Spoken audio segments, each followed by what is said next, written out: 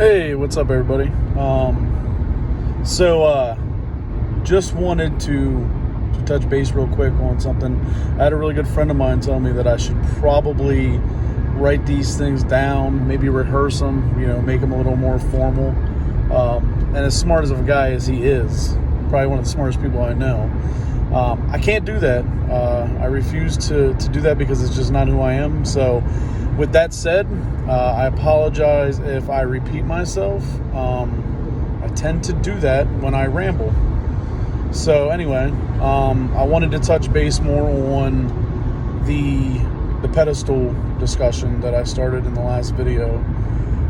There's just a lot more that I wanted to cover on that. Basically, we covered how, that can put stress on, the other person in a relationship, causing them to feel like they have too many expectations put on their shoulders, too much is expected from them.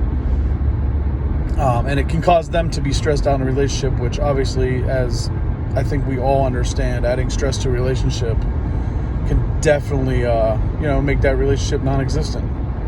So we covered that, but I want to cover how putting someone on a pedestal can put you in a position to have your partner look down on you, and cause your partner to act possibly in narcissistic ways. I know everybody's thinking, well, what if my partner likes being on a pedestal? What if they like being, the center of attention? It's a good chance they're a narcissist, or, they may have narcissistic tendencies, which, maybe you don't see as a bad thing, but there's a lot of us that do because we've dealt with it time and time again.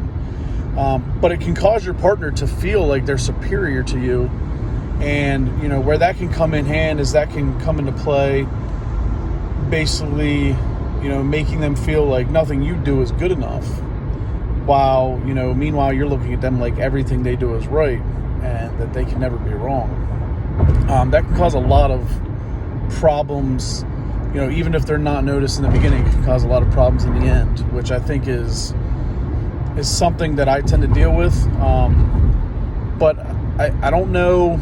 I don't want to put the blame on the other person in my situations, because I know there's a lot of stuff that I need to take responsibility for, which is kind of the point of all of this. But yeah, I mean, it's just, you got the added stress of the relationship. You got the fact that this person now looks at you differently, and it causes you to feel like you need to do more, because then you feel like you're not good enough. And if you're putting that person on a pedestal from the jump, you already feel like you're not good enough, because like we talked about in the last video,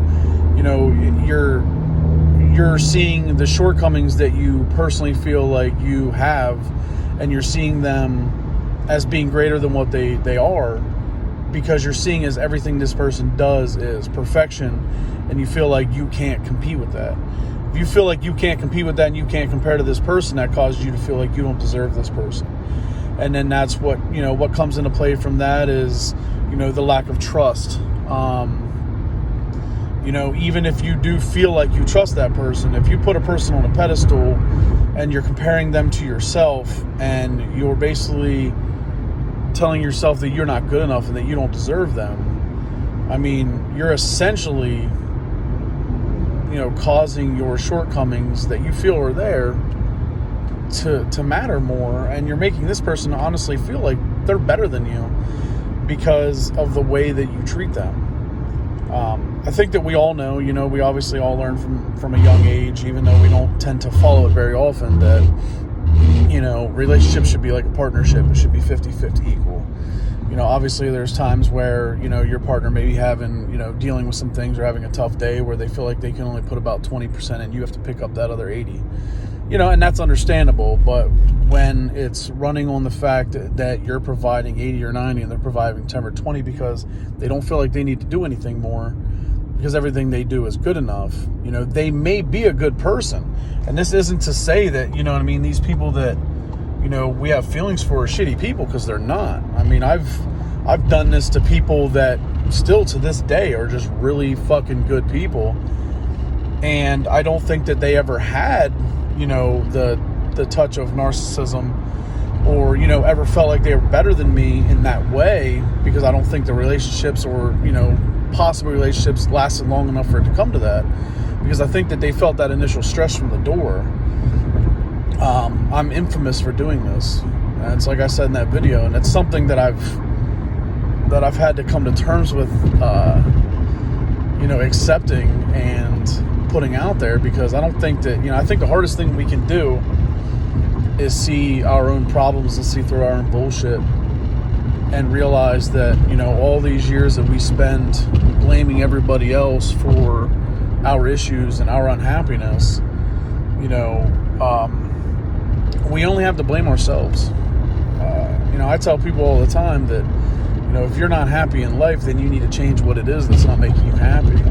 And just like a lot of other people, I can give great advice. I don't necessarily follow it.